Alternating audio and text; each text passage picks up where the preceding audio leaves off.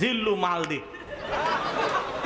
মানে উনি চাইতেছে কিন্তু গুলি, যে গুলি দাও বা টিয়ার শেল দাও, এরকম চাইতেছে, তাড়াতাড়ি নিয়ে আয়, মানে এরকম বলতেছে তাড়াতাড়ি নিয়ে আয়। যুবকের আবার ওটার সাথে লাগিয়ে দিছে জিল্লু মাল দে। আমার ভাইয়েরা, সেখানকার এক পুলিশ ভাই গুলি চালাইতে আছে, বলতেছে টিয়ার শেল দে, তাড়াতাড়ি করে দে।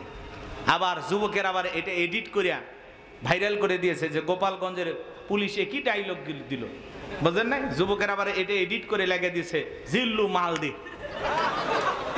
মানে উনি চাইতেছে কিন্তু গুলি, যে গুলি দাও বা টিয়ার শেল দাও, এরকম চাইতেছে তাড়াতাড়ি নিয়ে আয়, মানে এরকম বলতেছে তাড়াতাড়ি নিয়ে আয়। যুবকের আবার ওটার সাথে লাগিয়ে দিছে জিল্লু মাল দে। এরা আবার সেই চালাক, এডিট করে, কথা কোন ঠিক কিনা? প্রশাসনের ওই ভাইয়ের এই ডায়লগটা ভাইরাল হয়ে গেছে সোশ্যাল মিডিয়ায়। আপনারা দেখেছেন এআই অ্যাপস নামছে, এটা দিয়ে তো আরো জাতিকে উলঙ্গ করে ছাড়তেছে, কথা কোন ঠিক কিনা? মানে যা ইচ্ছা তাই বলতেছে, কথা কন নাকি আপনারা? এআই অ্যাপস এটা জঘন্য একটা অ্যাপস। বিশেষ করে মা বোনেরা সোশ্যাল মিডিয়াতে ছবি ছাড়া থেকে বিরত থাকবেন, কারণ এই অ্যাপসের মাধ্যমে আপনাকে নগ্ন ছবি দিয়ে ব্ল্যাকমেল করতে পারে, কথা বলেন ঠিক কিনা? এই জন্য মা বোনেরা সাবধান। তো এই যুবকেরা যা করতেছে, যা দেখাইতেছে, জাতি অবাক হয়ে যাচ্ছে। তো এই জন্য হাসনাত আর আব্দুল্লাহ সার্জি সহ যারা আছে এদের জন্য আমরা দোয়া করবো ইনশাআল্লাহ। এই তরুণেরা যা করেছে আলহামদুলিল্লাহ, এদের জন্য আমাদের দোয়া ভালোবাসা থাকবে। জুলাইয়ে যারা শহীদ হয়েছে, রক্ত দিয়েছে, 4 বছরের শিশু থেকে 70 বছরের বৃদ্ধ মানুষ পর্যন্ত রক্ত দিয়েছেন, জীবন দিয়েছেন, শহীদ হয়েছেন। এখনো হাজার হাজার মানুষ চোখ হারিয়ে, হাত পা হারিয়ে হাসপাতালের বেডে শুয়ে কাতরাইতেছেন। সেই বর্বর দিনগুলো জাতির মানুষ ভুলে যায় নাই। এই জুলুম নির্যাতন যারা করেছিল, দেশ থেকে তারা পালিয়ে গেছে। এই জন্য মনে রাখবেন, জালেমদের শেষ পরিণতি হলো পরাজয়, মাজলুমদের শেষ পরিণতি হলো বিজয়। মুসলমানের রক্ত নিয়ে খেলা করে পৃথিবীর কোন জালেম ক্ষমতার চেয়ারে টিকে থাকতে পারবে না, পারবে না, কথা বলে ঠিক কিনা?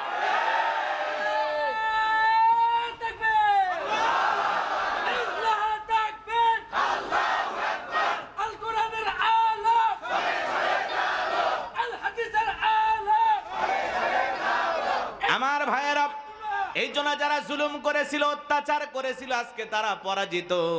যাদের উপরে জুলুম করেছে তাদেরকে বিজয় দিয়েছেন তিনি কে? কিন্তু এখন আমাদের কাঙ্ক্ষিত বিজয় আসে নাই। আমাদের কাঙ্ক্ষিত বিজয় আসবে সেই দিন, জমিনটা কোরআন দিয়ে চলবে যেই দিন, যেদিন আমরা কোরআনের পার্লামেন্ট কায়েম করতে পারবো, সেদিনই আমাদের আসল বিজয় হবে, চূড়ান্ত বিজয় হবে, কথা বলে ঠিক কিনা? কিছুটা স্বস্তিতে আছি যে জালেম নাই, জুলুম নাই, আলহামদুলিল্লাহ ভালো আছি, কথা কর না কেন? সম্মানিত ভাইয়েরা আমার, চলুন আমি যে কথা বলতে চাচ্ছিলাম, নবী আমার ডেকে বলে, বেলাল, ইসলামের অবস্থা এখন ভালো না, কালেমা পড়েছো, আপাতত প্রকাশ করা যাবে না। হযরতে বেলাল ডেকে বলে, নবী গো, আমার জীবনের কোনো দাম নাই। আমার মরি বোমাইকে বলেছিলাম উট দুম্বা ছাগল পেশাব পায়খানা করে, এই ঘরে থাকতে আমার বড় কষ্ট হয়। ওমায়ে ডেকে বলে, বেলাল, উটদুম্বা ছাগলের দাম আমার কাছে আছে, কিন্তু তোর মতো কালো হাফসি বেলালের দাম আমার কাছে নাই। জোরে কন নাউজুবিল্লাহ। আমার ভাইয়েরা, যে কথা বলতে চাচ্ছিলাম বাজান, দিল দিয়া কথাগুলো বোঝার চেষ্টা করবেন। বেলাল ডেকে বলে, নবী গো, আপনি শুধু আমাকে দোয়া করে দেন, মৃত্যু পর্যন্ত যেন আমি কালেমার পথে টিকে থাকতে পারি। এই কথা বলে হযরতে বেলাল চলে গেলেন। পরের দিন সকালবেলা অন্যান্য চাকর বাকর যারা আছে নালিশ নিয়ে চলে গেল মায়ের কাছে, যা বলে অনেকটা বেলা হয়ে গেছে, সূর্য উদয় হয়ে গেছে, রোজা খোলে নাই, উট দুম্বা ছাগলের পেশাব পায়খানা পরিষ্কার করে নাই। এই কথা শোনার পরে ওমায়ে এমনি বেলালকে দেখতে পারে না, তার উপর আবার অভিযোগ পাইছে। দরজায় এসে ডাক দেয়, বেলাল দরজা খোল। হযরতে বেলাল দরজা খোলে না, জোরে করে ধাক্কা মারছে, যখন দরজা খুইলা গেছে, এইবার ওমায়ে তাকায় দেখে যেই রাত্রিতে হযরতে বেলাল কালেমা পড়ে মুসলমান হয়েছে, ওই রাত্রিতে একটা উট দুম্বা ছাগলের কাছে কোনো পেশাব পায়খানা নাই। বলেন মারহাবা। এইবার ওমায়ে ডেকে বলে, এ চাকরের দল, বেলালের বিরুদ্ধে মিথ্যা অভিযোগ দাও। তোমরা যখন ঘুমাচ্ছিলে বেলাল তখন ময়লা আবর্জনা পরিষ্কার করেছে, তাকায় দেখো না একটা উট দুম্বা ছাগলের কাছে কোনো পেশাব পায়খানা নাই। যাও যাও, নিজেদের কাজ করো, বেলালের বিরুদ্ধে কোনো অভিযোগ আমি শুনতে চাই না। এ কথা বলে ওদেরকে তাড়িয়ে দিলেন। এক পা দুপা করে হযরতে বেলালের কাছাকাছি চলে গেলেন। কাছে যায় দেখেন হযরতে বেলাল দেলে পিঠা লাগায়া জিহ্বা নাড়ায়া জিকিরি করে কার।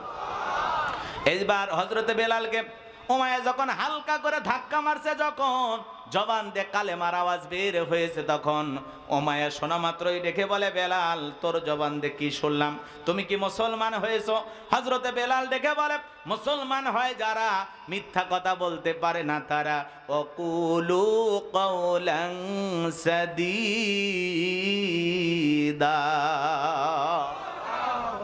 আল্লাহ রাব্বুল আলামিন বলেন, মুসলমান হবে যারা সত্য কথা বলবে তারা। মুসলমানেরা কখনো মিথ্যাবাদী হতে পারে না। কথা বলেন ঠিক কি না? দিল দিয়ে কথাগুলো বোঝার চেষ্টা করবেন বাজান গো আমার। এইবার উমাইয়া ডেকে বলে, এ বেলাল তুমি কি মুসলমান হয়েছো? হযরতে বেলাল ডেকে বলে, মুসলমান হয় যারা মিথ্যা কথা বলতে পারে না তারা। আমি গতকাল রাত্রিতে নবীজির হাতে হাত রেখে আমি কালেমা পড়ে মুসলমান হয়েছি। এই কথা শোনার পরে উমাইয়া ডেকে বলে, বেলাল এখনো সময় আছে, তুমি যদি চাও উট দুম্বা ছাগলের মালিক বানায় দেব, থাকার জন্য ভালো ঘরের ব্যবস্থা করে দেবে। বেলাল এখনো সময় আছে, ইসলাম ধর্ম ত্যাগ করে বাপ দাদার ধর্মে ফিরে আসো। কয়েকদিন আগে আবু জেহেল বলেছে, খবরদার দাস দাসীকে নজরে রাখবা, সাবধান ওরা যেন নবী মুহাম্মাদের কাছে না যায়। এই কথা যদি আবু জেহেল জানতে পারে, রে বেলাল আমি মুখ দেখাইতে পারবো না, এখনো সময় আছে, ইসলাম ধর্ম ত্যাগ করো। হযরতে বেলাল দেখে বলে, উমাইয়া দুনিয়ার কোনো পার্থিব সম্পদের বিনিময়ে বেলাল তার ঈমান বিক্রি করবে না। বলুন আল্লাহু আকবার।